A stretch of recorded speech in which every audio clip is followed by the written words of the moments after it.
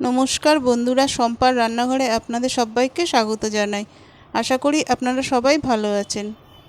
আজকে আমি আপনাদের সাথে শেয়ার করব পার্শে মাছের ঝালের রেসিপি। আপনারা অনেকেই অনেক রকমভাবেই পার্শে মাছের ঝাল করেন। আমি কিভাবে পার্শে মাছের ঝাল করি সেটাই আমি শেয়ার করব। আসুন তাহলে রেসিপিটি শুরু করি।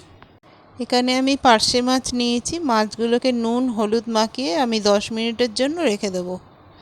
এইবারে আমি মাছের ঝালের জন্য একটা মশলা বানিয়ে নেব। একটা মিক্সির জারের মধ্যে 1 চামচ পোস্ত, 1 চামচ সাদা সর্ষে আর 1 চামচ সাদা তিল আমি নিয়ে নেব। এটাকে আমি একবার শুকনো ঘুরিয়ে নেব। দেখুন গুঁড়ো হয়ে গেছে।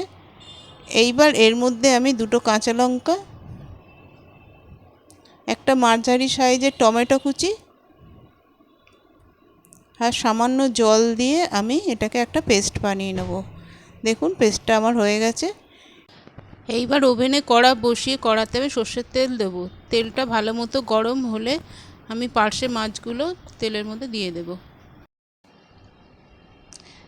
দিয়ে মাছগুলোকে আমি ভেজে নেব।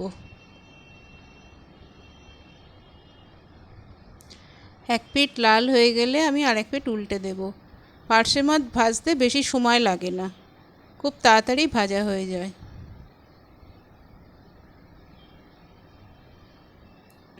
এইবার আমি তেল থেকে তুলে নেব।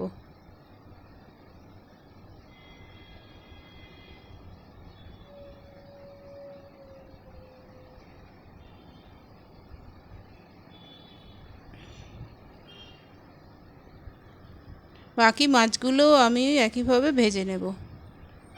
আপনি যদি আমার চ্যানেলে নতুন বন্ধু হয়ে থাকেন তাহলে প্লিজ আমার চ্যানেলটাকে সাবস্ক্রাইব করে পাশে থাকার অনুরোধ রইল। এক পিঠ ভাজা হয়ে গেছে, আমি আরেক পিঠ উল্টে দেব। 2 পিঠই ভালোভাবে ভাজা হয়ে গেছে। এইবার আমি তুলে নেব।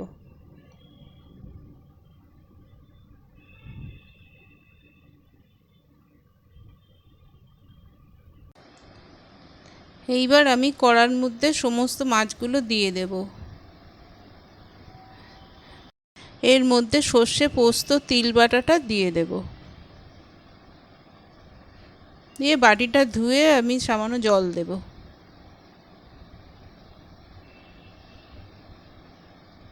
এবার 2টো কাঁচা লঙ্কা চিড়ে দেব আর স্বাদ মতো লবণ আর সামান্য হলুদ গুঁড়ো।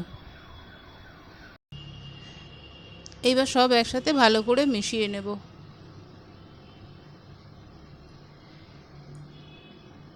নিয়ে এবার আমি ঢাকনা চাপা দিয়ে 5 মিনিট ফোটাবো। 5 মিনিট বাদে ফিরে এলাম। আমার ভালোভাবে মাছের ঝালটা ফুটে গেছে।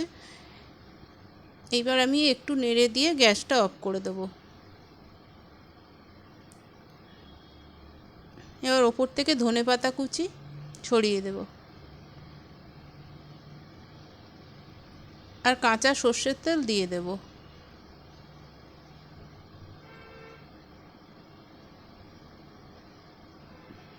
দিয়ে চাপা দিয়ে আমি 5 মিনিটের জন্য রেখে দেব। তারপর আমি পরিবেশন করব। আমার এই রেসিপিটা যদি ভালো লাগে তাহলে একটা লাইক করবেন, কমেন্ট করবেন, শেয়ার করবেন আর চ্যানেলটাকে সাবস্ক্রাইব করে পাশে থাকার অনুরোধ রইল।